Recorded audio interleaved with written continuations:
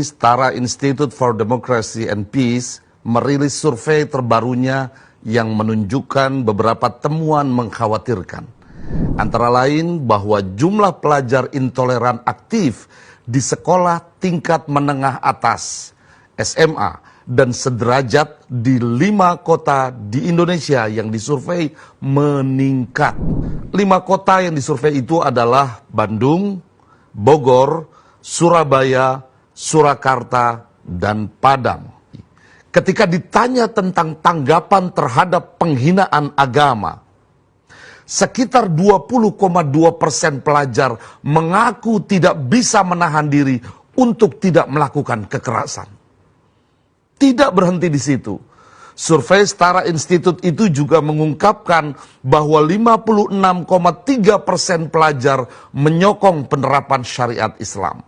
Yang lebih mengejutkan lagi, 83,3% dari pelajar di 5 kota tersebut menilai Pancasila bukan ideologi negara yang bersifat permanen dan dapat diganti. Sekitar 33% pelajar setuju untuk membela agama, termasuk harus mati dalam membela agama. Hal ini mengindikasikan perjuangan untuk meminimalisir intoleransi di Indonesia jauh dari kata selesai. Sebelumnya, kasus-kasus intoleransi juga merebak di banyak tempat. Intoleransi bukan hanya menggejala di kelompok Muslim, tetapi juga dialami oleh pemeluk agama lainnya. Kita masih ingat, di tahun 2016, terjadi aksi pembubaran paksa acara kebaktian di Kompleks Sasana Budaya Ganesha atau Sabuga di Kota Bandung.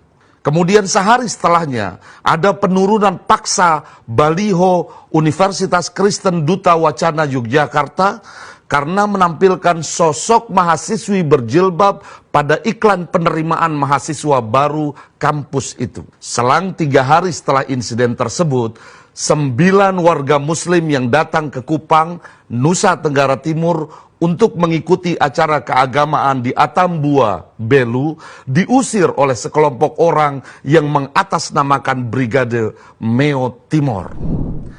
Intoleransi dan konservatisme bukan hanya terjadi pada anak muda dan pelajar saja.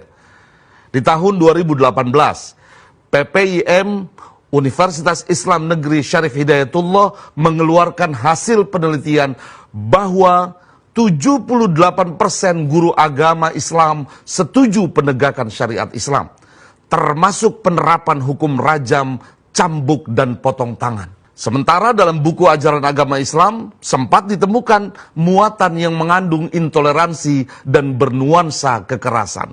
Ditambah lagi dengan temuan buku ajaran agama Islam yang memasukkan faham tokoh Islam dari Arab Saudi, yakni Muhammad bin Abdul Wahab yang dikenal sebagai pendiri ajaran Wahabi dalam buku ajar SMA kelas 11. Intoleransi lahir dari kejumawaan diri dan tidak mau menghargai pendapat, dan menganggap dirinya, keyakinannya atau golongannya paling benar, sementara kelompok lain dianggap salah, sesat, bahkan kafir.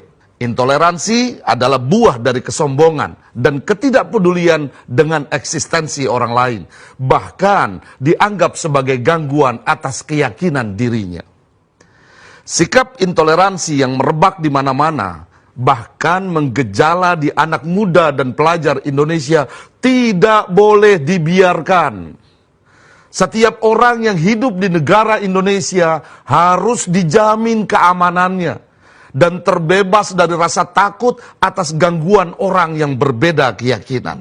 Program moderasi beragama yang digaungkan oleh Kementerian Agama dan dipimpin langsung oleh Gus Menteri Yakut Khalil Qomas harus didukung terus dan tidak boleh berhenti. Program-program moderasi agama jangan hanya bergaung di elit agama saja, di ruang-ruang pertemuan yang mewah, tetapi harus menyasar kelompok-kelompok di tingkat bawah, kelompok yang rentan terjangkit intoleransi dan mudah terpapar konservatisme.